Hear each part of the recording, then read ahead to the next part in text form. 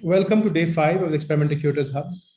Yesterday was an absolutely enthralling conversation between curator and art historian Rathanamol Johal, who with Emily Jasser and Aline Khoury from Dar Jasser, Bethlehem, brought this incredible opportunity for us to see how Dar Jasser have built and sustained their community practices in a contested space like Bethlehem. It was truly inspiring. Today, we welcome Elvira Dyangani Ose, who was director at the Showroom London for several years and is currently the director of the Museum of Contemporary Art in Barcelona, better known as the MACBA. She has in turn invited Lily Hall, who's a curator at the Showroom and a colleague who's closely worked with Elvira over the years at the Showroom. They will be speaking, amongst other things, ideas and propositions of the future, and maybe a vision for a structure of future institutions. This is a very exciting conversation that we are all looking forward to and can't wait to hear from them today. As always, I would like to take this opportunity to thank the Australia Council for the Arts, the Australian High Commission in Kolkata, the Goethe Institute, Kolkata, the Take on Art magazine and Art Review, without whose support this hub would not have been possible. I would also extend our deepest gratitude to Natasha Janwala for being an enabler and a co-conspirator along with us for the hub every year. Over the years, we have closely intertwined with each other's thought processes as we build the hub and take it beyond its physical manifestation to a way of practice and a way of thinking, really. So thank you, Natasha, for doing this with us every year. I would like to say a small thing before I move. Welcome, everybody. To the audience, unless Natasha, you want to invite the audience in as well? Not so much, and I think Natasha will echo me in this, that, we talked about what we envision for this year's hub, given how the world's really changed in the last 18 months. And there have been so many conversations between all of us and the team here, and Natasha sitting sometimes in Berlin, in Sri Lanka, thinking about what is it that we really need to do. And then we realized that a shared, a wider, a collective vision is what possibly we all need to hold hands, learn from our similarities. And for many of you who wrote to me personally last evening in India and from elsewhere in the world, when they heard Dar Jasser's presentation with Rathanamol Johal, and when you said that you see so many similarities in our context, this was the point. The point of this hub was really to think of shared history, shared present, the contemporary moment as well, and to learn from each other. So, this particular edition of the hub would be really successful is when you hear what you hear, participate via questions, and later on maybe even write to see if there is something you as the audience member want to do or engage with any of the speakers. So please feel free, and we'll be very happy to collate and disperse that information and create those relationships if possible. So Natasha, would you like to take over from this point? So today is the last day where we have these two guests who have already been briefly introduced to you, and we warmly welcome both of our partners in conversation today. I'd also like to reflect briefly on yesterday's session for those of you who joined, but also those who are being with us today over this course of the weekend. And in the session with Emily Jasser, Aline Khoury, and Rathanamol Singh Johal, there were a lot of timely aspects of what it means to run an independent organization, and that too within a terrain such as Palestine, with its ongoing struggles with the question of sustenance as in ways that has been challenged and overturned through the timeline of this pandemic. For them, they actually addressed also what it actually means to endure a continuing state of struggle, of isolation, of losing kin, and what that has meant then in terms of the exacerbation of violence within the territory. At the same time, we also heard how the intimacy of this home that is an incredible host to not only the communities of artists who are part of Darjasir's program, but also what it has meant for Darjasir's community to be then further hosted within neighborhoods, within refugee camps, within bars, within supermarkets. What does it mean to actually extend in a seamless manner that connection to place through such an art and research program as theirs, which includes experimental pedagogy, agricultural exchanges, forms of dance, cooking, film archiving, how all of these also are ways to pursue a program of creating trust, of building serious playfulness, as Aline Khoury reminded us, and also of being quite serious about the question of degrowth. So not necessarily thinking always in the terms of production that are untenable within such a site, but also pursuing ways of hospitality that are enabling for those who are in the immediate surround, rather than becoming a kind of further external pressure upon the limited resources and possibilities. So this was something that I felt was extremely important about yesterday's session as the kinds of reminders and sense of hope in terms of their processes and work. Also, importantly, they brought in what it means for them to connect to Mediterranean histories of culture, of politics, and of mobility. And what it has meant for Darjasir to be sustained by an artist community. And in terms of those who are immediately within the program, but also a much broader community of allies who are Palestinian, but also internationally based in many cases through the network of Darjasir, of Emily Jasser, and so on. And also further, of course, Rathanmol becomes another sort of important ally and associate. And it was really precious to hear them be in this open dialogue. It reminded me of two sets of readings that I will also use as an introduction for today's session. This particular kind of quote that is also a song, a poem by Bulleh Shah, who states, "The soil is in ferment, O friend, behold the diversity. The soil is the horse, so is the rider. The soil chases the soil, and we hear the clanging of soil. The soil kills the soil with weapons of the soil." I really felt this morning thinking about the session, playing it back in my mind, and also reading Mario's incredible text, which is a wrap up from the session yesterday on the blog, that this mode of also thinking of the inseparability between human life, other forms of life, and the soil as one kind of circulation that brings forth many of our purposes, learning to move away from the immediacy of annihilation to continue to create. And also Catherine Yusuf's text, which many of you will be familiar with, "A Billion Black Anthropocenes or None." It forms a bridge for me in terms of thinking about this sort of Punjabi Sufi poetry, but then also thinking about the questions of race and Blackness within the Anthropocene today. And also, very importantly, within the practice of Elvira and Lily, the purpose of creating intimacy as part of organizational formats.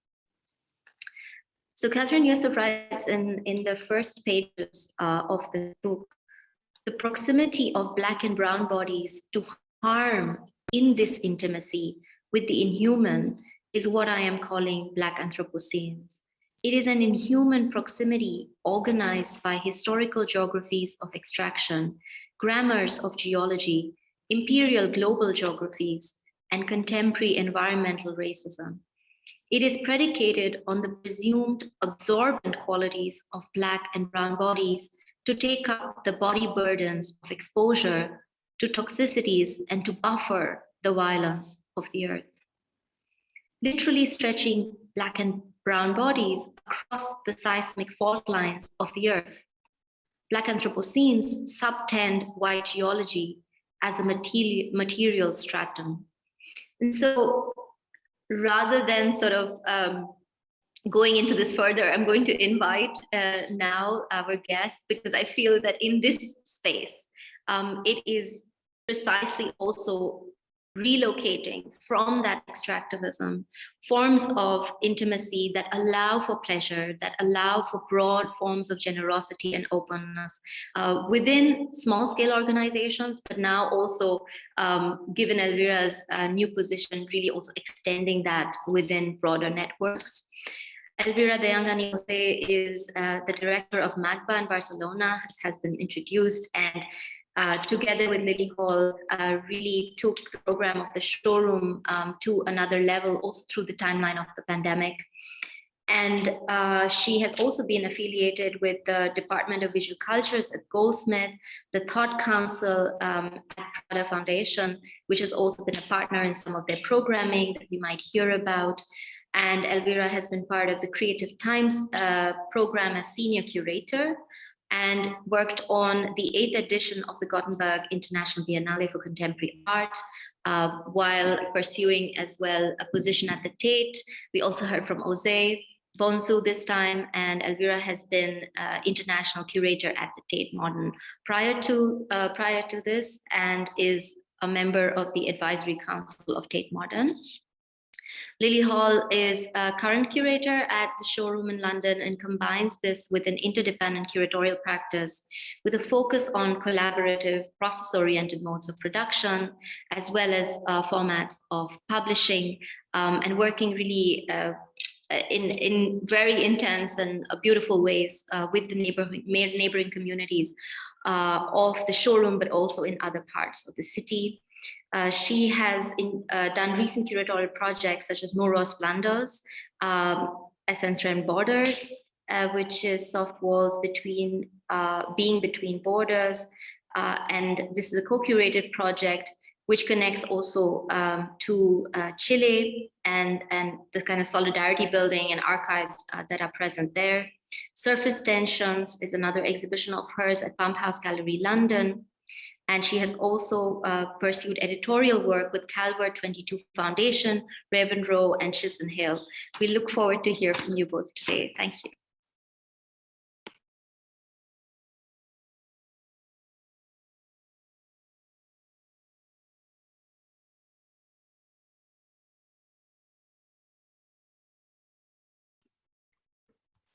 Thank you so much, Natasha.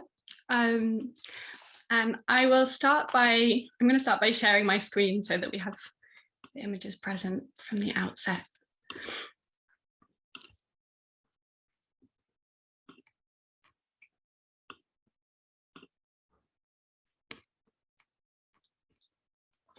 Okay, great.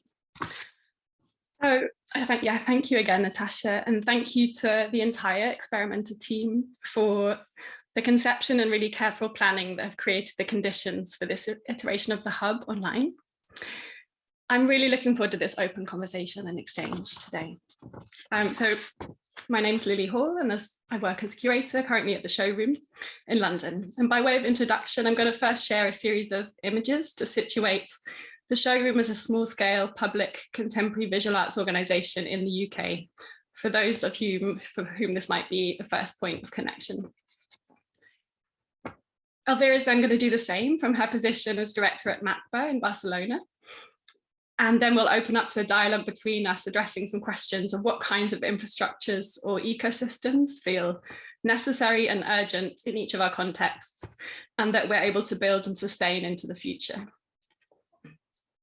We're then looking forward to your questions, Natasha, and from all of those who are with us today online. So the invitation which Elvira extended to me to join this conversation today comes at a time of real transition. Whilst you, Elvira, take up your directorship at MACBA in Barcelona, and myself and our colleagues consider the future at the showroom here in London, We've worked so closely together as part of a really small team over the past 3 years and markedly during the recent transformative 1.5 years. So it's really great to take this moment to share some aspects of the work that we do and the processes and propositions that myself and colleagues are now working on at the showroom for the future and building on these really strong foundations that we've built together. Of course, these are situated and subjective and unique to our context, and yet they find commonalities with many of the positions shared throughout the hub over these really inspiring last few days. And I'm looking forward to returning to them all and learning from them further. But in order to look forward at this moment, it feels really necessary to look back a little further. So this first image on screen is a picture of the showroom back in 2018. And it's the finishing touches being made on the facade of our building by artist Pamela Fatsimo-Sundstrom, who you can see there with her paintbrush up a ladder. And she's doing so with the support of artist Adam Shields.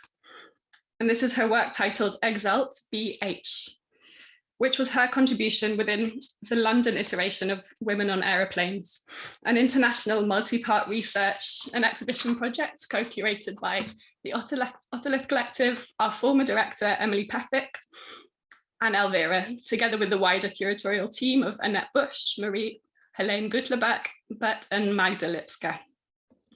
So this project explored the largely unrecognized role of women in struggles for liberation, their participation in transatlantic networks, and their key voices in revolutionary socio-political movements that helped to achieve post-colonial nation states in Africa.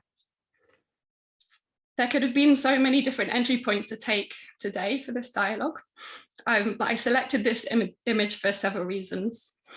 On the one hand, because it marks another transitional moment in which Elvira, you and I first started to work together. It was the first exhibition that we produced together at the showroom, and in this phase of the showroom's recent history, but also because where the core invitation of this hub is to share propositions for the future, I find a really poetic analogy within Pamela's work itself.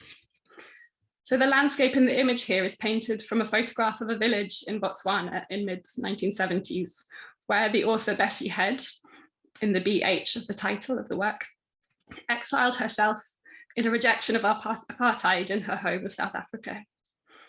The text wrapped around the building and amidst the wide sky over the landscape reads "to the sky, to the sky, to the sky" on the left-hand side, and then "to the stars, to the stars, to the stars" on the right. And then these two facades are intersected by a single phrase, "up there with me." So these are the words of Bessie Head in an interview in which she's describing why she writes. She refers to her capacity through her writing to take the reader beyond the everyday into the imaginary, whilst grounding her stories in the daily lives and relationships, often from the perspective of female protagonists as agents in relation to their wider social structures, lived out in the village of Sirowe in rural Botswana post-independence. So when thinking ahead and imagining alternatives today at the showroom, for me and our team, this always comes with the inclination and real necessity to return to the material realities and conditions on the ground, the here and the now, from within which we imagine, seeking our footing from which to take action or next steps.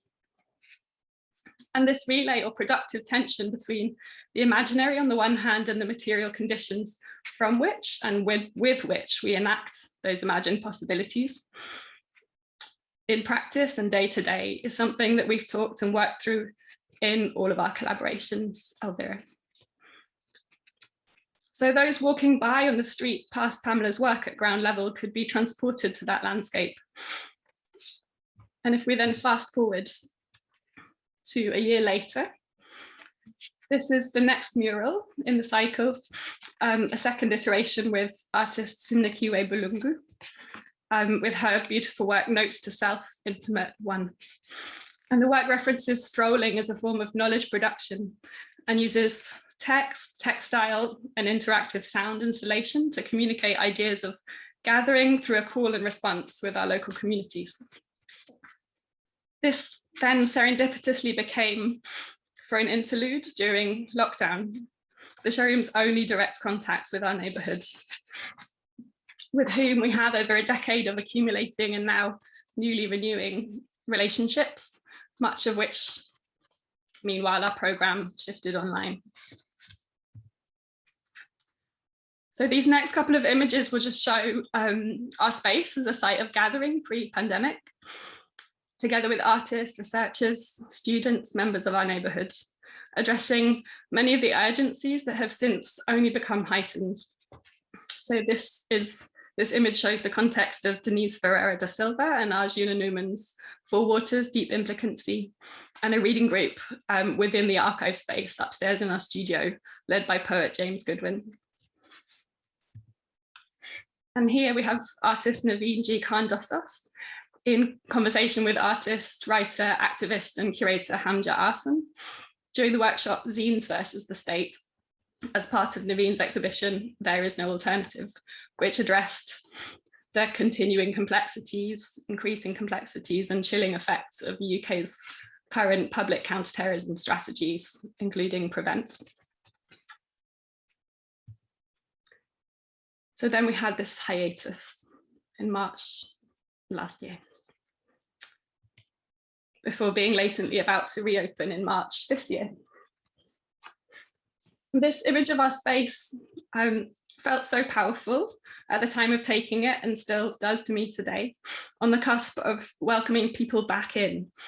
And I've recently been returning to Ursula K. Le Guin's Carrier Bag Theory of Fiction in relation to our future programme. And Donna Haraway introduces her short essay in a new, really beautiful Ignota Books edition of the essay, describing Le Guin's insight that the fitting shape of a story might be a carrier bag, or as Haraway puts it, a hollowed out container to hold things that bear meanings and enable relationships. And that statement, or that kind of poetic descriptor, feels somehow a really apt description of our space as we develop new stories for the future. So we're now in this long-term planning stages for a new phase of the showroom's kind of life, the next stages ahead, to meet and respond to the new challenges that we face within and beyond this present moment. So we're asking questions such as, how does a small-scale institution really embody the values that we share, enacting those on a daily basis when delivering within quite precarious conditions? This is the aim, and to name those values afresh has become important. It feels like a really generative moment to genuinely take stock and have the capacity to open up to alternative modes of instituting, starting by also asking who has a stake in that very decision-making process. What are the visible or less visible power structures embedded and at play in our current status quo? The unconscious biases and the possibilities of attending to those with generosity, openness, and in fundamentally a collaborative mode. So these next three images ahead they come from this really joyful moment where we've opened back up to the public. We're the process that's been developed together and really closely in collaboration with artist Catherine Baum, which started in the summer. So Compost is the name given to this process, and it continues for Catherine and for us reciprocally, even though we've now closed the door to the public for the time being. And it's come out of a long-term relationship between Catherine and the showroom team. So in 2020, Catherine stopped starting new projects and has, together with us and her many other long-term and more recent collaborators, been composting what she's produced as an artist so far in order to make what she describes as fertilizer for future use. And that's for within her long-term infrastructures that she acts as an agent within, which includes the organisation Company Drinks, the Centre for Plausible Economies, and the Rural School of Economics. So the questions that Catherine's been asking about enacting a halt and a clear turn away from the neoliberal model that we're increasingly drawn into of cultural productivity through ever accumulating and accelerating projects are questions that reciprocally we've been asking amongst the showroom as an organization, as a team, and with our communities. So here, Anna Lowenhaupt-Singh is a real key reference for me personally, where she writes specifically on contamination and collaboration. So she writes, collaboration means working across difference, which leads to contamination. We're contaminated by our encounters. They change who we are, and we make way for others. Everyone carries a history of contamination. Purity is not an option. And that's in her kind of seminal book publication, The Mushroom at the End of the World, on the possibility of life in capitalist ruins from 2015.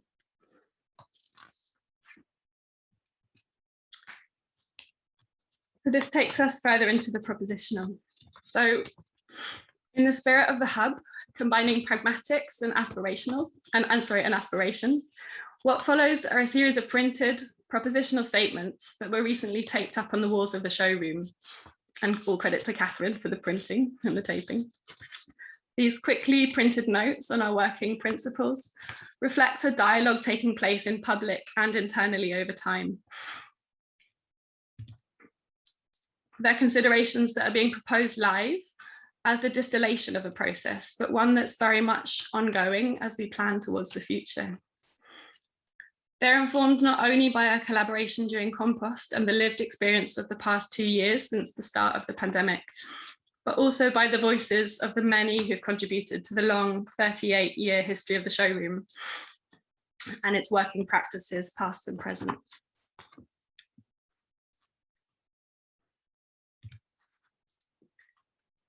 So the proposition that's up in the top right of values to become institutional form enables us to build from positions of trust and transparency, openness and clarity amongst the polyphony of partners and collaborators that we work with.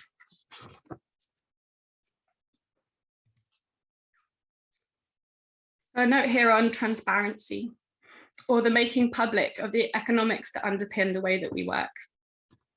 A lot can be shrouded in mystery behind the moment of becoming public of an exhibition, of an event, or a process of working. So the recognition here is that the financial in terms of budgets is just one part of the wider diverse economies and so often invisible labor that we work with and which make the work we do possible. So this is a poster developed by Catherine together with curator Kuba Schrader, who together they work as the Centre for Plausible Economies, and also then in turn together with my colleague Seema Manchanda at the showroom, in which the financials on the one hand, which is on the left-hand side, and then the less tangibles and the harder to quantify are all listed in the making public of Compost. Those are all laid bare, including Catherine's own personal economy throughout this period. So towards this, we've also been working on what has now been titled the Penfold Principles of Interdependent Art Worlds. That's together with Catherine Baum and with Kuba,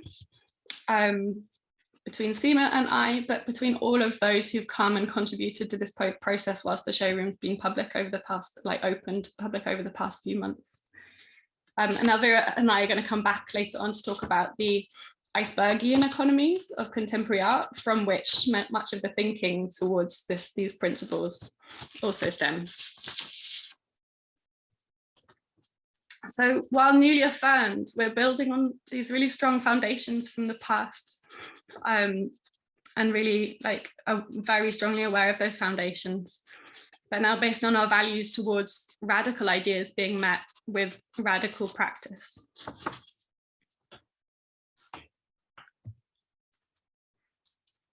So the challenge of enacting the values that we uphold in principle as a daily practice feels so urgent, and the question of how to really align words and deeds to find new modes of instituting together through hospitality, remaining self-critical and emancipatory whilst not reproducing the conditions that we critique is an ongoing endeavour. These radical shifts are complex, yet they feel really joyful. And they're something that we're very much in the midst of. And at this point, I'm going to stop sharing and I'll hand over to Elvira to take it forward from here.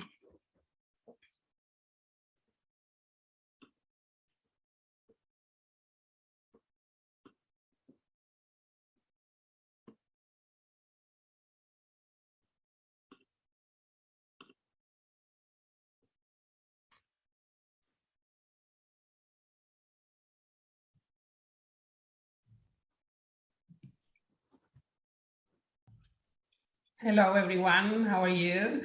Hello, Lily. It is a pleasure for me to continue our conversation, as you so beautifully put it, throughout your presentation. But also equally excited and thrilled and honored for the two of us to be part of this incredible legacy that is the Experimenter Curators Hub. No? I had to say thank you to Dyangani and the rest of the team, Joshua and everybody that made possible that somebody like Natasha can engage with this conversation for so long. I recall something that she said the very first moment when she introduced the first day of the conversations, alluding at the possibility of a long-term collaboration. No? And this is perhaps one of the things sort of trying to connect with something that you just said, Lily, that has a lot to do with our engagement, no? Which is not to reproducing the conditions that we critique. No? And I think one of the issues around the neoliberal model is this sense of immediacy. No? I hope we can talk about that later. That is to break somehow, sometimes the social bounds are only developed over time. And I think experimenters, Curators Hub has that quality of it, something that has been cultivated for so long. But I'm also gonna do, as you mentioned earlier, I'm going to put on my PowerPoint. I hope I can do this the way that I hope. Here we are. I think now I'm sharing that with you guys. I'm gonna try to come here and make it into full screen. And I wanted to use this image to begin with, just to bring from that moment of transition that you allude to in the context of our collaboration with Catherine Bond, while I was still chief curator and director of the showroom, because also signifies so many things in my transitions to directing MAGBA. No? And I think if there is something that I appreciate from the particular opportunity that I'm given in this moment in time in my life was also to think about what are the aspects that one can take from one's experience for future years. Like I think there is something about what we have been building together throughout these past few months, but also what we have been in conversation with other colleagues around what we can build for future use. What are the elements that we can engage with? Well, how we can support each other, how we can build a sense of a new institutional model from there. And I have always discussed about the possibilities that the exhibition had not to occur within the space of an institution, but actually occur to the institution itself, happen, intervene in the institution. But yet all of that happens to me when I was basically an outsider to the institution, right?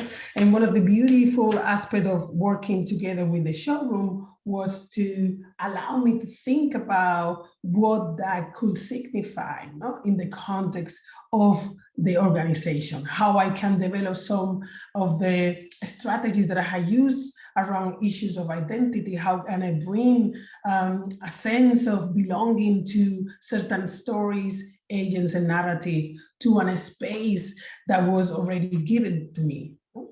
And I think the very same way I'm approaching the possibility of intervening now that I'm director of the museum. Museu of MACBA, no? the Museum of Contemporary Art in Barcelona. How can I intervene from this position of post-colonial subject, from this position almost as a dissident into the official realm? No? Because now this is the terrain that I'm invited to contribute to. And I thought about, some of the things that particularly Gropius Val, the role that Stephanie and Natasha had done there, the way in which there is a sense of the human that enter into the conversation. And also I was thinking when you were presenting those images of the showroom empty, when we declare that we didn't want to invoke, let's say, the voice of the organization, but we wanted to bring the polyphony of voices that each member of the team will constitute, because our context during the pandemic were somehow different. And we were talking from the showroom, but at the same time, we were talking from each other's houses, each other's desk.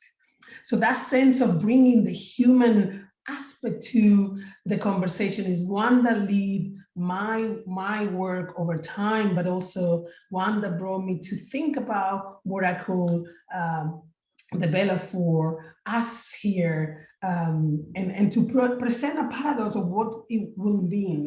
And I remember something I wrote a while ago that was called Hypothesis for an Institution, which I wrote thinking, of course, at the time, one of the first presentations that I did with colleagues at the South Council in Prada, the Fondazione Prada in Milan, around the notion of recto verso, the notion of what is in front of the canvas and also what is behind the canvas. And I'm somehow haunted by this idea of the verso now that I'm trying to think about MACBA. And there are many ways that I can think about the institution, because of course I have grown parallel to the institution as a curator. For those of you who don't know, I study here in Barcelona, so my return as a director is almost like a full circle back to where I started, in the city where I started. It is sort of like I wake up every day, and I love to say it now publicly, with this joy of having come back for circle of some sort. There is something poetic about this, but also I have this young self beside me, also reminding me some of the value, some of the potential that I saw in the artwork that I now had to claim for the MACBA as well. So this idea of that paradox about the production of the Trump poem, which, as you know, is a long-studied phenomenon in our history that transforms our perception of a flat surface to create the illusion of three-dimensionality, while also referring to its potential to deceive precisely for the accomplishment of that feature. Hence, the Trump poem has always alluded to a sort of impossible escapism, forever trapped within the ontological limits of the canvas or the surface on which it has been produced and executed. There are countless examples in history, imaginary landscape, frescoes, and ritual works of the divine, the representation of the back frame of a painting, as you can see here. The last instant ultimately showed us a phenomenon that reveals the oxymoron qualities of a highly poetic manner, and how the Trump poem is this reflexive strategy that is indicative of art's capacity to challenge both the beholder and the discipline at the same time, and which constitute a blank slate that offer a myriad possibilities of self-criticism. And I want to think about that, because if something we learn about ideas around usership, ideas around new institutional models, in the case of Catherine Bohm, was exactly that, to look for ways in which we could think about certain trump oil, certain escapism, certain understanding also of how to read something from a perspective that it creates in the sense of imagery. Perhaps giving a positive sense to this idea of the escapism, perhaps thinking that we could use trump oil as a way to bring some of the aspect of the society of social justice that we want into the museum, and then to imagine the institution fulfilling that desire, allowing us, Jeff Walls as here, or in the previous image, Manette did in the Folie Verger, to present the viewer in the center. And I always go back to this presentation of Giulio Paolini's La Decima Musa, because it is also this sort of like infinite realm of frameworks, back and front, verso and recto of a frame that allows for all these possible combinations. There is also something around that has to do with what framed us in the first place, right? And you have talked a little bit about generosity, about, I was thinking something that you were saying, Natasha, earlier about the Black Anthropocene, about the possibility of us of intervening history, of intervening Earth in a way that wasn't all extractivism, this white extractivism that you allude to. And this reframing of the nature has been without their hiccups, no? So I feel like in this picture of Kerry Wins, where she's alluding at Robert Colescott's first presentation of a Black man in Venice, representing the US in their pavilion for the very first time in the Venice Biennale. It's a critical moment of disruption of that canonical imagery of institutional history for the US presentation of the biennial, in the biennial, but also equally still framed by all these conditioning that had to do with the way that modern art have captured our imagery. No?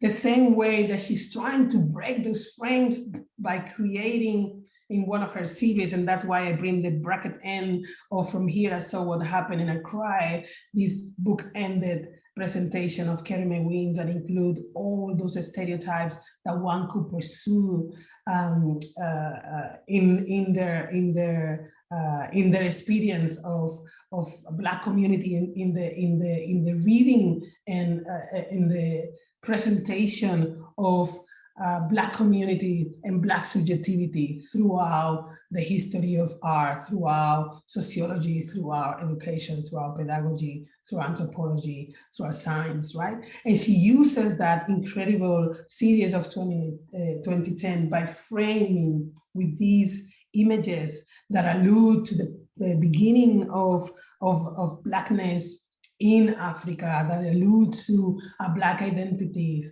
that was generated somewhere else, that is invoked as it is in rituals in the moment that the artist present this piece. No? And he says, from here I saw what happened and I cried, no, in the second image.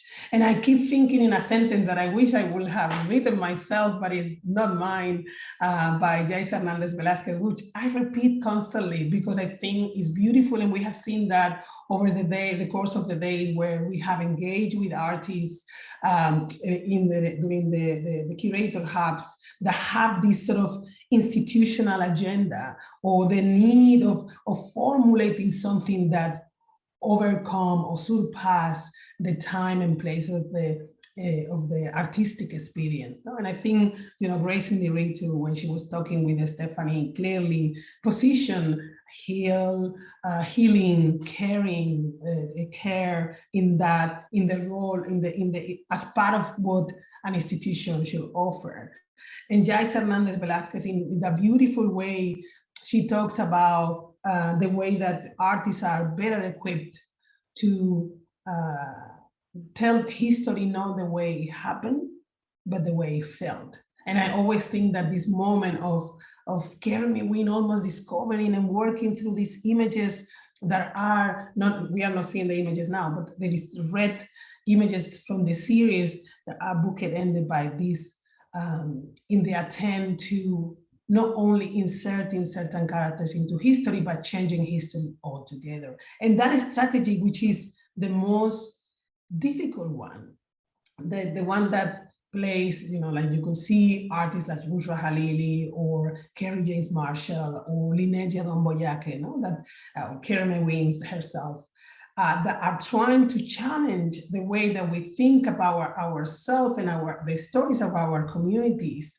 the way that we can be agents and narrators of history, transforming that history to begin with, transforming the art world to begin with, transforming academy to begin with. You know? That we can have that sense in which we can operate into something that we have been given, but that allows us a different engagement with it. And that piece of Sonia always reminds me a little bit of that. The museum offered us the us together, the power, right? And we have to exercise it. And I was thinking that how one does so and allows for to individuals to gain agency. You know, Priyanka, you were saying at the beginning how important it is for people to contribute to the seminar and to these conversations by inviting them to participate. This sense of participation, these possibilities of engaging with something that you can build together, no? Like that, the way that we will address this institutional framework that the series creates as something that we offer to the public to participate. And in that sense, we have done in many occasions, as Lily mentioned, the possibility of inviting our community in the context of the showroom, the community of the Charles Street, to engage with that in conversation. And part of that conversation about space, about the use of institutions, a cultural organization as public space and serving the public beyond the scope of a specific programming. You know, what that means in terms of responsibility. What is the space we offer to some of these individuals? I wanted to bring some images, but I didn't have them, from the Counter Museums of Individual Freedoms, which is a project that Belgian artist Thomas Bellic did in collaboration with a collective in Tunis that is now called the Citizens Museologist, right? In which they offer the chance for individuals to intervene, to participate into what it is a project, an artistic experience, a project like a museum. And I wonder, like, there is something about that we have tried to do not only during the pandemic, but also beyond that, to have an imprint of the human being into the work we do as institutions. And in that way, how some of the more let's say, intimate thought, you know, that we were aiming to share, for instance, in the case of Colin Smith, that she was doing this COVID manifesto piece, and not even as a piece, but as the prompt, as a tenet of her manifesto through Instagram. And we invite her to collaborate with us in Chirca in a presentation of those 23 tenets of the piece, of the COVID manifesto, in the public space of Piccadilly Circus. Interestingly, you know, at the time where another second, third, I lost count, lockdown occurred in London.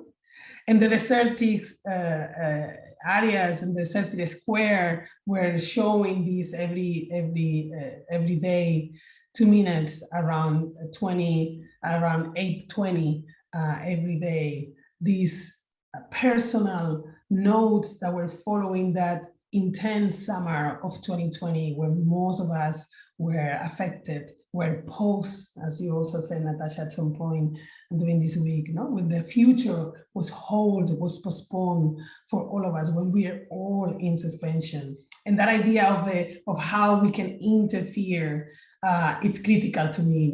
And there are many ways in which I hope I bring this to Barcelona and to MACBA, which has nonetheless an incredible tradition of dissidents within the context of their own institution, with programs such as PEI, the Programa de Estudios Independientes, Independent Studies Program, or with a number of workshops that had taken place in which things that were happening seen at times to contradict, things that were happening in the public program seen at times to contradict the derive that the museum was following. And I think that's very important to us to consider how necessary is to imagine these other places, how we ask people to engage with that in the possibility of imagining participation or in a different way, and I put some examples of those sense. But participation also criticized in a way, that there was a philosopher the other day in a conversation, Marina Garcés, a well-known philosopher here in Spain, that she was asking, how much are we asking people's agency? Like how much sometimes, it's also part of this neoliberal model to ask people to participate, to put so much on the side of their neighbors, to provoke a change that I think as an institution, particularly me in this large institution like MACBA, should be asked ourselves to produce on our own. There is a lot of challenges that are posed in this proposition for the future of the museum, what I call the possible museum, Museo Posible, that would allow us to think about these aspects that are hidden within this sense that I was saying earlier of the institution yet to come, that these hypotheses that are germinating around the notion of the Trump poet. Thinking also about how certain engagement with the possibility of building a new space for the museum cannot signify or need to signify or redefine aspect of what the museum it is in essence, right? Like what is the museum that we are talking about? How can we, some of the ideas about community engagement, some of the ideas about people's appropriation of the museum, legacy, spaces, etc. Like this idea of participation offer to communities that were once marginalized, of the discourses of the museums, that in the likes of artists such as Sonia Boyce or Karen Lewin are intervening into the history, intervening into the institutional realm to gain it. And I think that is something that happens around certain aspects of the work that we do in the museum. There are elements that occur in very little spaces, like education with La Cuina, the kitchen, in which we invite a group of women to come and cook with us in the museum. But this is a little part that sometimes is hidden from the major and spectacular things that are happening.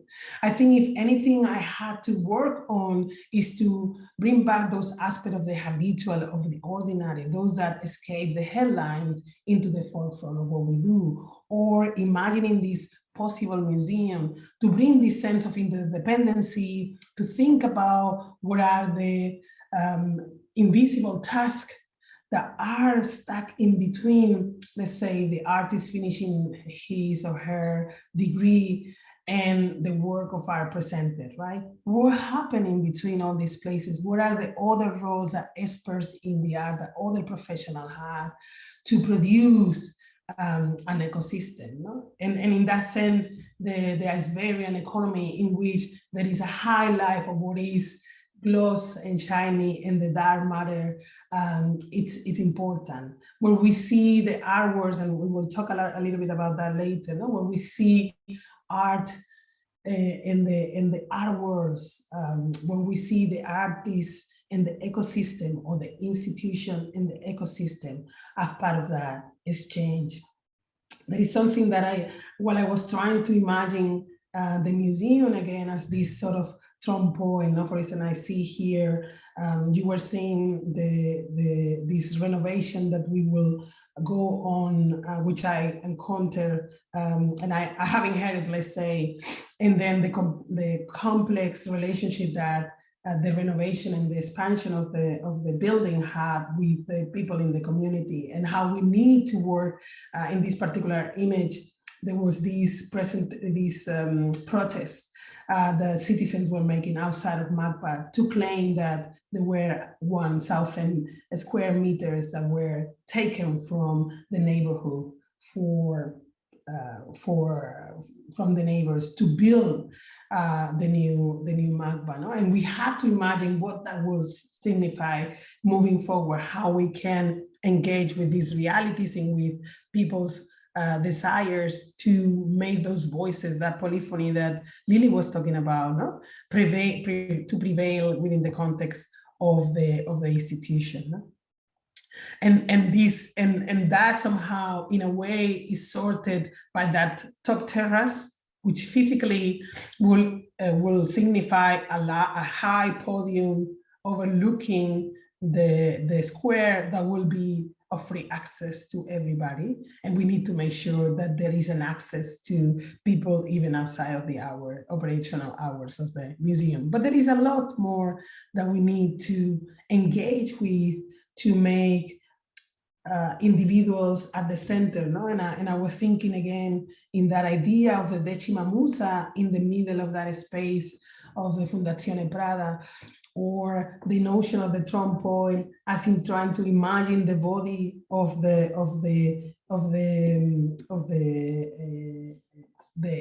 viewer inside of the space of the museum. So again, this sense of the we empowering the forces of the institution.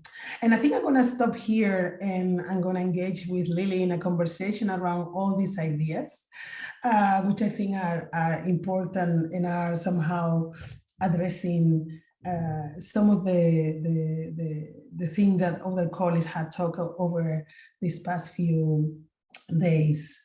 I wanted to say a couple of things. One is about something you said, Lily, which is the idea of the generosity, no, as a possible, let's say, as its own power, no, and also the idea of the affection as a subversive strategy of the institution, no? Like thinking, sometimes we talk about care a lot, but I think also this idea of affection as something that I remember we discussed in relation to the project. We have some images for people to think about some of the ideas that we have discussed, and maybe we can ask Joshua to go through them very quickly. So then we have, well, quickly enough that people can read. But then, so we can have some holders, some points that we can go back and forth to, if you want, Lily, in order to talk about, in order to start our conversation. Yeah, beautiful. This maybe if so Joshua, will you scroll through them perhaps as we speak now, just for everyone to get a kind of a sense of the kind of, yeah, the gathering of these terms that have just come out. Elvira and I were discussing yesterday based on the plans for this dialogue today. I think that icebergian economies is maybe a nice one to return to, thinking about returning to Catherine's practice and this most recent collaboration at the showroom, and this kind of lead-in point to all that you've introduced today, Elvira, about your kind of visions and attitudes and approaches for MACBA ahead, which is so exciting. Sounds so really wonderful. And these term the icebergian economies that, as you were mentioning, also this notion of like if you have the image of an iceberg, and at the tip of the iceberg above sea level is that which is visible, and then beneath it you have the much greater mass of all which upholds that point of visibility. And if we think about it's this kind of shift or tilting of the iceberg to think about the economy and ecologies in those terms, about all that which is the less quantifiable, the unquantifiable, the invisible labor, the care, the affective that goes into the work that we do, and that really actually makes everything go, turns the wheel, makes everything go round. And that kind of like the tip of the iceberg, the visible, is just so much just that one element that gets a lot of the attention often, but to shift our attention to all that remains beneath. Yes, and I think going back, if you want, just so you can leave it in an icebergian economy for a minute, and we can address that, this sense of, and we invite to everybody, if you have the chance to link into icebergian economy of contemporary art. We have the link, if you can remind us, in the showroom website, we're in an event that is dedicated to in a video that includes the conversations that we have with Catherine Gibson, and then there is a link to this to the Center for Possible Economies, where Bond and Schrader talked a little bit about that and allowed you to download the icebergian economies PDF. Mm-hmm. Yeah, absolutely. And as a tool, as a resource, something that has been a huge kind of takeaway for many, I think, during compost and this composting process at the showroom is it's also then like kind of in terms of contamination and carrying across like the thinking for Catherine and conversations that she's then been having with another space outside of London, like on the coast, in Southend in the UK, where they're also making use of this, these really fundamental shifts through another perspective on the economy as a kind of framework for their current exhibition, which is a group show with some former showroom collaborating artists, and Catherine and many others. It's also been really kind of really formational for me over this period too, of like when we've been returning back to the showroom and of becoming, of making public the work that we do, inviting people into the building once more, and think like maybe enacting again at like a shift from like really disrupting of exhibition making, and thinking of who, of like the creating the conditions of hospitality,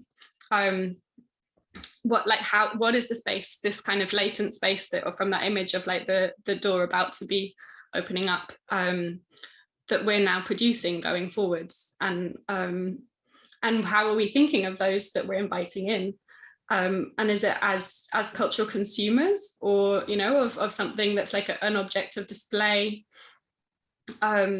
or is it as, in a sense, of kind of cultural collaborators, or thinking of partnerships, of all those who pass through, come through, spend maybe just a few minutes or hours in the space, or those with whom we have much longer and ongoing relationships.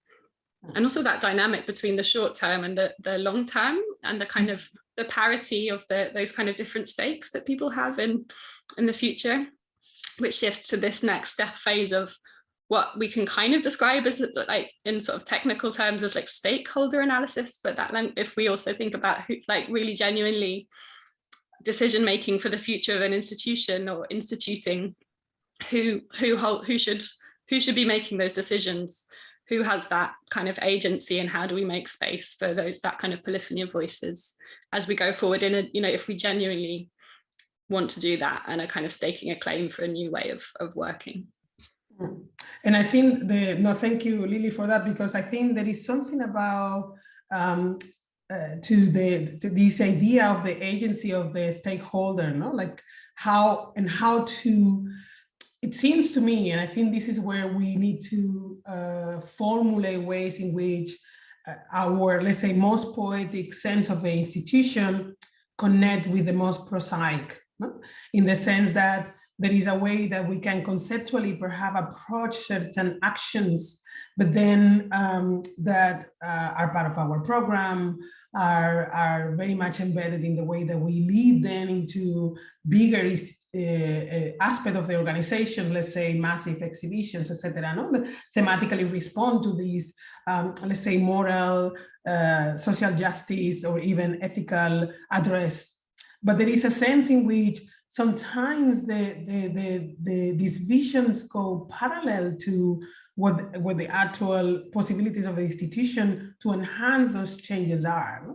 And I think the key thing here is to say, how can I make this possible as a structure? How can I intervene changes? No, like my appointment as a first woman, as a first Black woman, as a first working class woman, or leading an institution like MACBA can not only be the only thing that happened to it. That will be, let's say, a change at the conceptual level, a change at the even if it is within the structure, if I don't move anything else, right? If I cannot make this new building resonate to the need of the neighborhood, if I cannot make our program a polyphony of what it is happening in the city as a whole, not only to the immediate environment of the MACBA, but also the rest of the city, no? And even more, no? If you want me, then when I'm failing in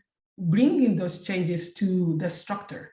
And I think that's where things start to become interesting, right? Like what kind of models, like thinking about what I was saying at the beginning, if an exhibition intervenes in a terrain, no? When I was doing a show, or when we had worked, for instance, with Contra la Raza, which is one of the latest projects that the showroom did, and take it to work in parallel to Foto España, and intervening in the relationship that Matadero Madrid, for instance, has with Black communities in Spain, no? Communities like Afroconciencia or Conciencia Afro, that had generated for Afro-descendants a series of institutional pathway for narrative to be presented. How then now, no, that was an intervention into a host institution. But now, as it happened with the showroom, no, where perhaps experiences with Black artists were limited to certain moments of the organization, and doesn't necessarily need to address it. It will address race, or it will address other issues like you know, the communities that we address in terms of those that have been marginalized by politics such as Prevent, no? The same way, no? Or the presentation of an emergent artist in the context of let's say the main mission of the project, no? The main mission of the organization. But so all of those things are intervention almost in of the dissidents, let's say, into the official run. In that sense, the showroom is such dissident. But if I go now to the work that we do, MACBA, and I think of some of the projects that I have done interfering in spaces like MACBA, no? As a curator, as somehow trying to move using the same strategy that artists have used before, no? So trying to challenge, no just intervening with, you know, a specific episode of the history of Blackness, or of a narrative of a Black community, or the insertion of a character in a painting, but transforming painting altogether, but transforming the history of an institution altogether. What I need to do to transform MACBA at a structural level, right? And not only for me or for Black communities or for women, but for that sense of the human to overcome the limitation of what we see as an abstraction, which is the institution. Yeah, absolutely. Yeah, this question of like the infrastructural change, which is where the radicality really comes in. That it's totally, because even where if we talk about contamination, that we're always contaminated by our encounters. That so those interventions that you've made at MACBA in the past, the way in which the program at the showroom collaborations with with Naveen, Jikan Dosos, with Catherine recently, those in term the kind of on the affective level as well, that if we're kind of crossing, it's the crossovers, in the kind of in terms of maybe I think of circles overlapping and intersecting, and it's that in between space that's always so powerful, where things really, you have a sense that things are really changing. And so that this contamination occurs, but then it's how do we, it's also then the kind of the energies that go into sustaining that shift. And if it's something, if the energies are then often placed in resistance or in opposition to an overarching structure that's counter to that, to those new inclinations or those necessities, then we place that, and our energies get maybe misplaced. And so how can we, so it's where and when to form these kind of infrastructural shifts in order to enable that, the work going forwards. And it's something. One thing that comes to mind when you talk about that is this idea of interdependency, that we had discussed a lot, and also the notions of co-responsibility. I mean, the beauty of being in a structure like MACBA also is that I have an incredible team, right? I had an incredible team at the showroom, but we were 6 at most, with moments where we have just 24 other colleagues, but basically running some of the more prosaic everyday things where we were 6. And this sense of how the machinery, the machine, the museum constitute is generated over time. For instance, I always talk about the transgenerational success of MACBA. Some of the images that I show that are more radical happen perhaps 12, 18 years ago, right?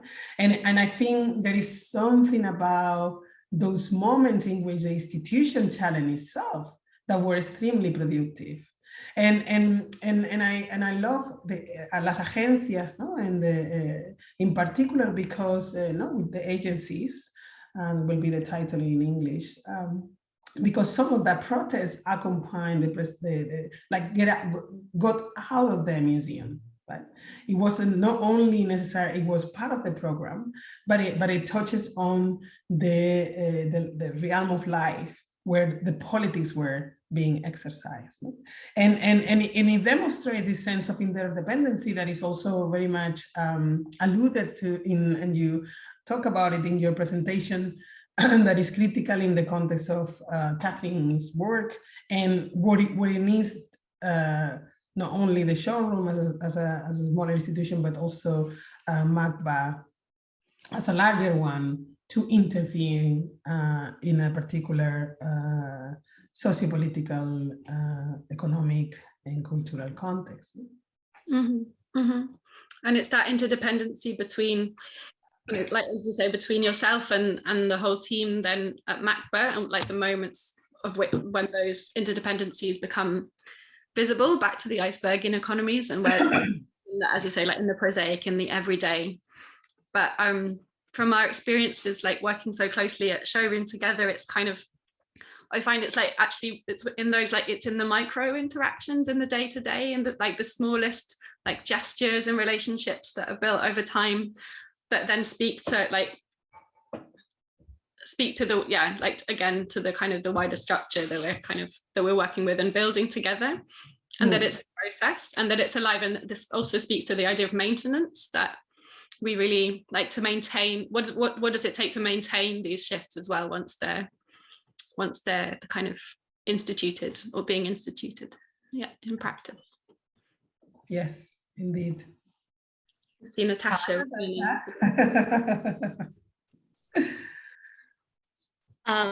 Without wanting to interrupt your flow, I just thought it would be a good moment to slowly open to our audience who are listening in Also for the curators and artists who have joined us, there might be so many different connections that they are threading together through these days. So thank you, Elvira, especially, and Lily, for also bringing in some of what has been shared already, because that's great. Since this is the last sort of duo conversation, it's very generous of you to bring in the things, the perspectives that have floated by.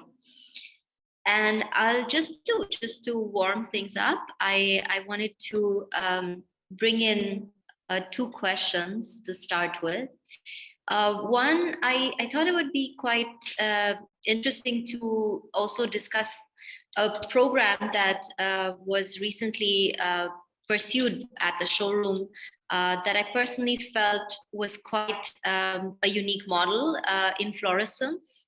Mm-hmm. Because this was a way, just in my view, to actually think about also the London sort of community, where there's such an interdisciplinary kind of exuberance in terms of the way that poets are speaking to musicians, the way that the jazz scene is speaking to the sort of informal arts economy and exhibition goers.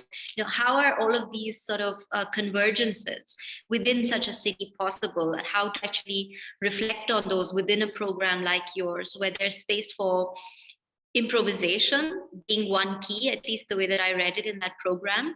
And as something that can actually be pursued also through this challenging time where audiences are alienated from the physicality of the art space. Mm-hmm. No, it's great that. Shall I go ahead, Lily? Yeah, I was about to spotlight, in terms of interdependencies, like beautiful colleague, wonderful collaborator Catherine Finity, who's really was so like kind of fundamental to the development of inflorescence and in collaboration with us as a team and with you, Elvira. Yes. So I just wanted to start with that. No, absolutely. And then perhaps I will bring there Rhys Ewing, which was the person that, as you know, like a number of conversations during lockdown for some of us were necessary, also to bring, as we were saying, this idea of who we were into the forefront of the programming. And it was amazing because we had done collective intimacy. That was the first time that we made Rhys. We had done collective intimacy a year before, in October 2019. And I think because of the way that we brought together then all this narrative of Blackness, all this moment of engagement with poetry, music, also other experiences such as print media, music, not only in terms of like music in terms of sound as well. No, like I feel like that at the time it was when in our connections with Rhys and his interest, into to talk about how one can generate jazz in isolation. It was the same question that perhaps, as you were saying, Natasha, artists were asking themselves how to produce something in isolation. No? And then for us it was to think about how to refer to these to the limits of the media, to think about let's say how to offer a space for thoughts and commission, right? And in this case was when Catherine Finity, as Lily was pointing, which was a collaborator, curator at the showroom for these past 3 years as well, no?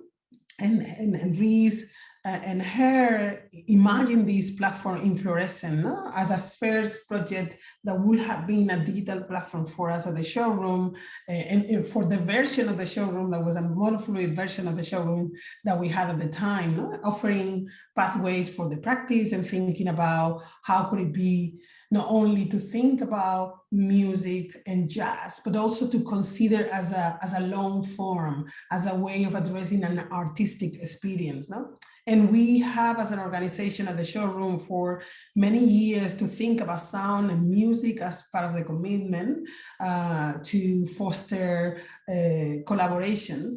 And it was this sense of how Reese and Catherine imagine not only the formulation of jazz as an object to pursue, but also how to think about call and response. No? We had done that in many other occasions.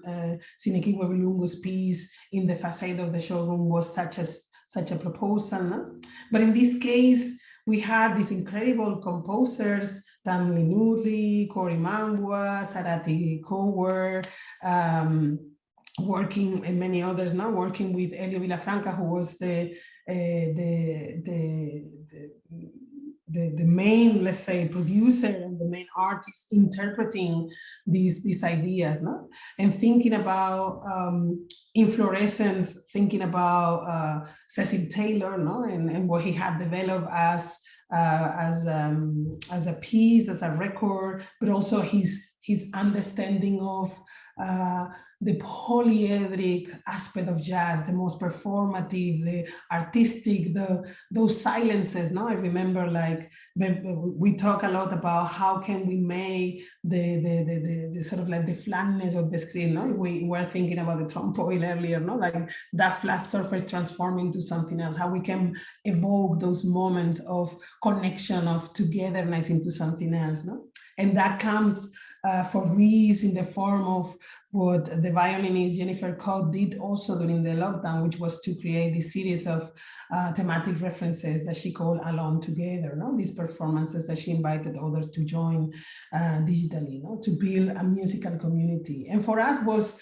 also another attempt to engage again with sound, the way that in the showroom we had done in the past with, you know, with Mar Fisher and Justin Barton and many others, no? For instance, with Chimurenga, for instance, thinking about the Pan-African Space Station, no? Like looking at sound as a possibility of meditation, looking at sounds as a poetic engagement with knowledge, but also this sense of the ritual that I know you're a very fan of, Natasha. Thank you. I was also remembering how, just personally, visiting the showroom a decade ago, it was, for the first time, it was really one of those rare organizations in London that I felt truly welcome, and that really, from the entry, you sense that this is the place that is rooted very much in, you know, where the roots of the trees that actually spread laterally and spread far into the reaches. So again, it's this kind of unseen. It's a small site, but then there's a lot that's unseen about it, that is sort of extending its roots across. And I think also, I mean, of course, Emily Pathak has played a big role in that also. And then you built on this with adding on to the team. And I really wonder as well, in terms of the current challenges of Brexit, about with everything else that's happening in the UK as well, this kind of element of austerity, of housing burdens, you know, things that art workers also experience in a huge way. And yet, in our programs, often we need to be cautious as to what part of it we show, how we are actually, you know, continuing to at the same time create this compost for the future without becoming too cynical about these difficult infrastructural truths. And so it would be great to understand, say, from, you know, just going back a few steps, like what's it been to arrive in the institution at a time when there's actually quite a lot of turmoil within the fabric of the UK. You want to start, Lily, or?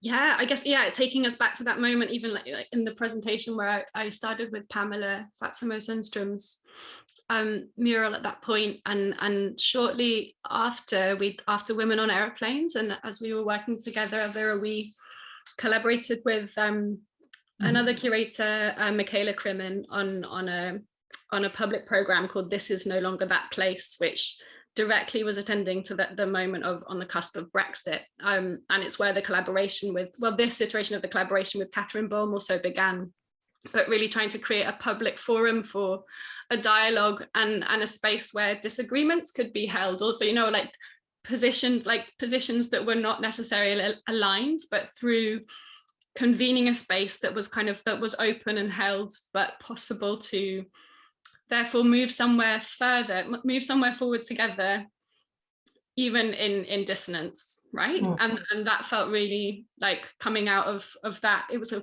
kind of intensive one-day seminar at the showroom with international speakers and artists, Oliver Resler, who will be working with at the end of next year, actually. So out of that moment, a lot of future collaborations were born. And I think it's this, you know, you put the energy and the thinking at that point, because it was this kind of energetic moment when you arrived at the showroom, Elvira, and this kind of intersecting kind of moment together with Emily Pethick, also like our former colleagues like Louise Shelley, who really held the communal knowledge program in the neighborhood for many years, and with the Otolith Collective. And then as we shifted into programming over these recent years, that kind of that seminar and there was a collaboration with Tate Britain also like really stands out if I reflect on it at this point. Yeah, and also, I mean, there was a way in which we were trying to not only to sort of dwell on the present, no, but also think about possible moments in the past that we will have determined, no? Like how can, it was entitled "This Is No Longer That Place," and I remember a public discussion, no? And I remember place was something that was highly contested, in the sense that both Place UK or Place Europe had its own controversy of how we can engage with the way that art as a platform, as a realm, could actually affect change when addressing issues that were critically at the top rank of what meant to for the UK to enter into this process of Brexit. No?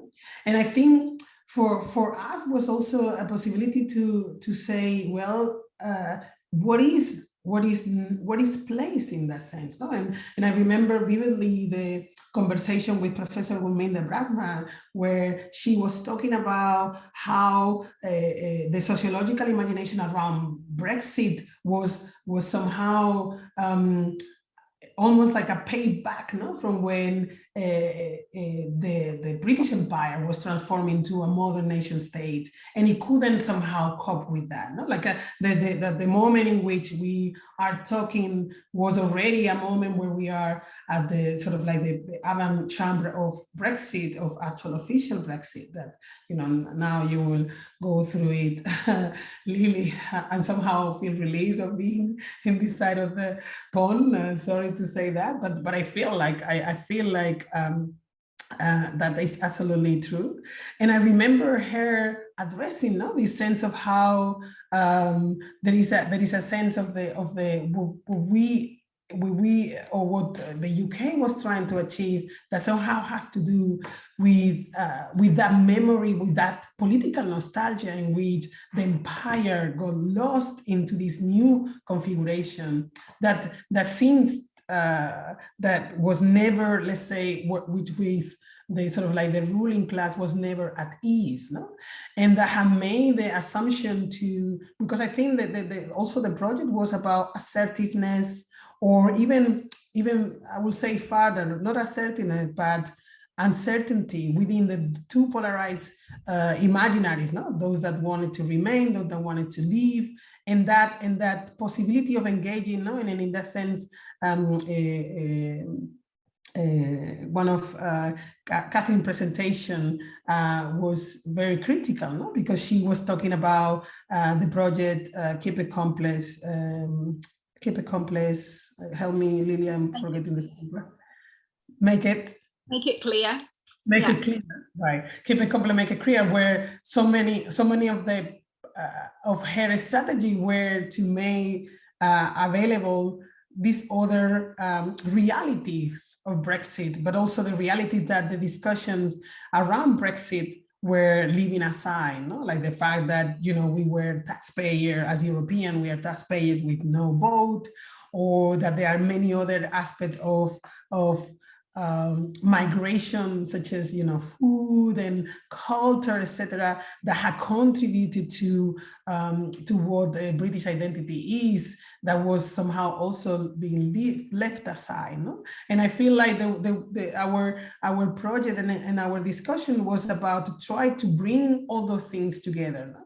But also to present moments in other areas of the world, particularly European, where discussions around what Europe is as an episteme were also critical, no? Like how this sense of Europeanness was messy and contested by different other figures.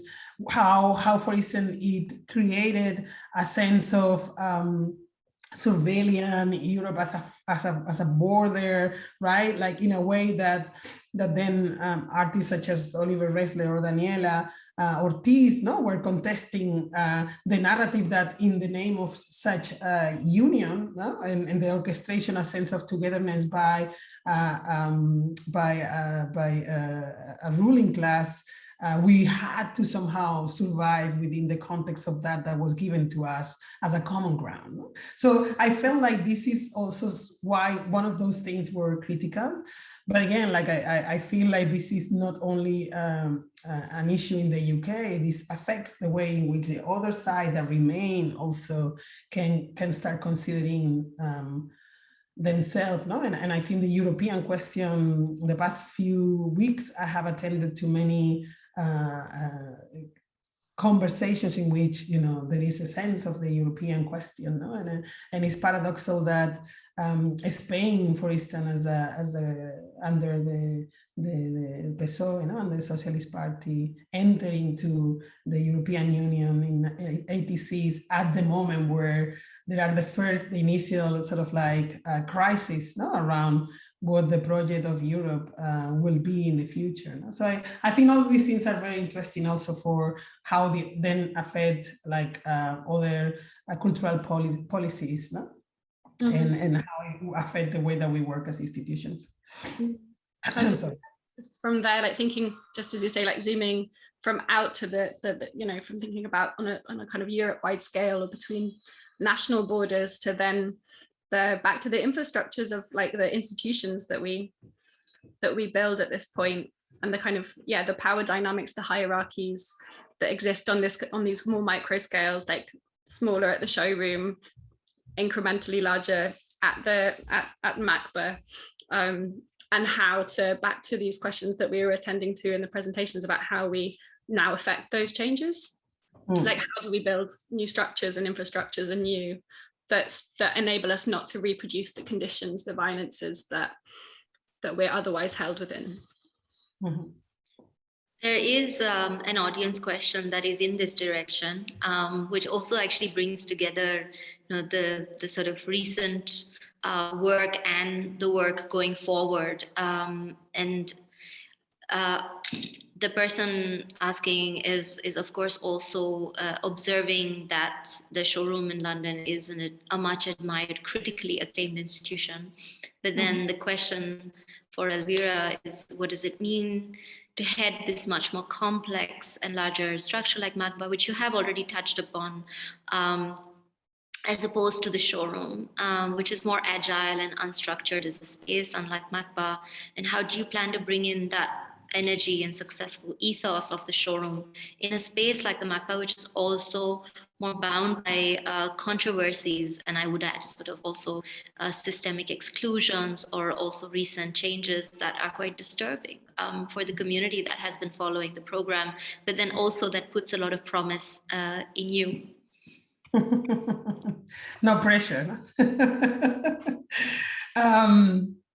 I have to say, like, of course, there is something very interesting that happens to me, and I have to confess this, it's very personal, but I want to share it here, which is that when I was, that there was a moment where I felt that the key questions that we ask ourselves, no, as part of the showroom was, are cultural institutions relevant? No? And I remember that something that you said during the first day. I think it was something about one of the definitions that you gave for curator, which was the non-essential worker. No?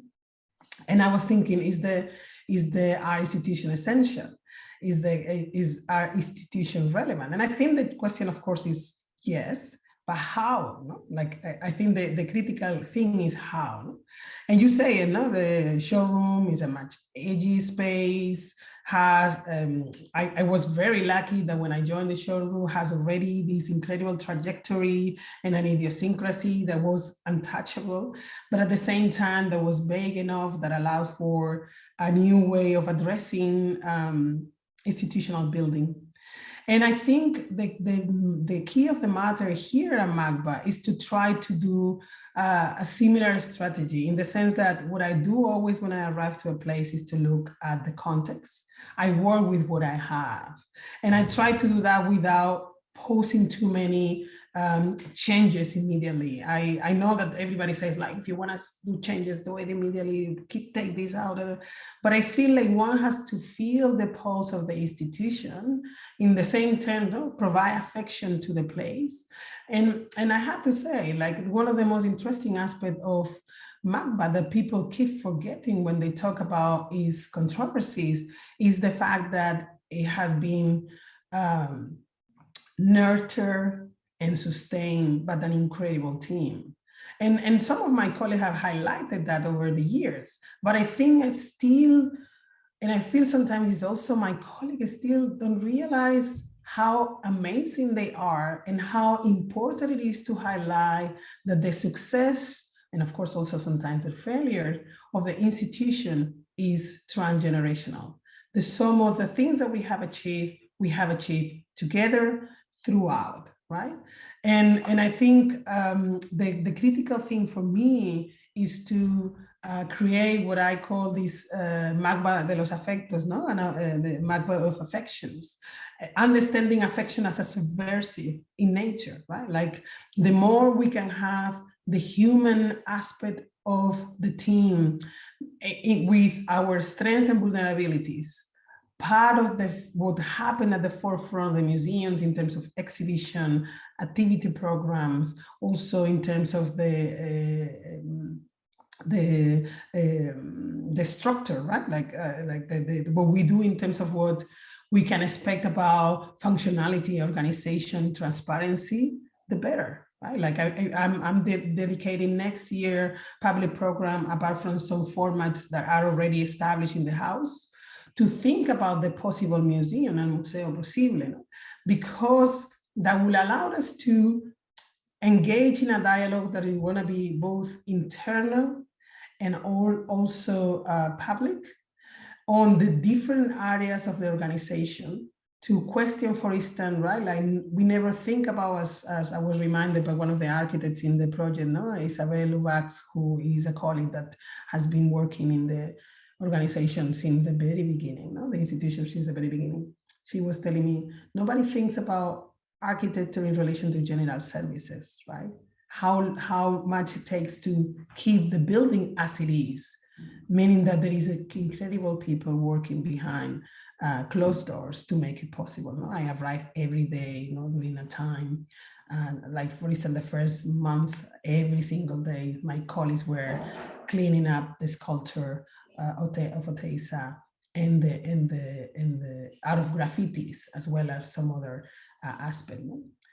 Things like what will happen with the audiovisual team, or how the registrar or the restoration and conservation team are developing their different tasks, how we engage in a much more responsible and sustainable institution at a human level. No? Like, we have a department that is of people and organization, right? And how we make this about people instead of making about this abstraction that we know as MACBA.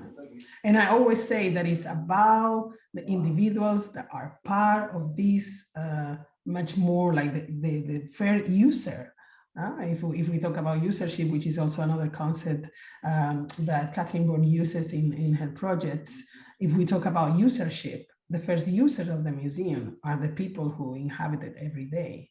And when we are both ambassadors, but also what give the structure, institution is also the community that hold those stakeholders that Lily was talking about. So for me, the big challenge is really to embrace everything that made possible the organization as it is, and to listen to the neighbors, right?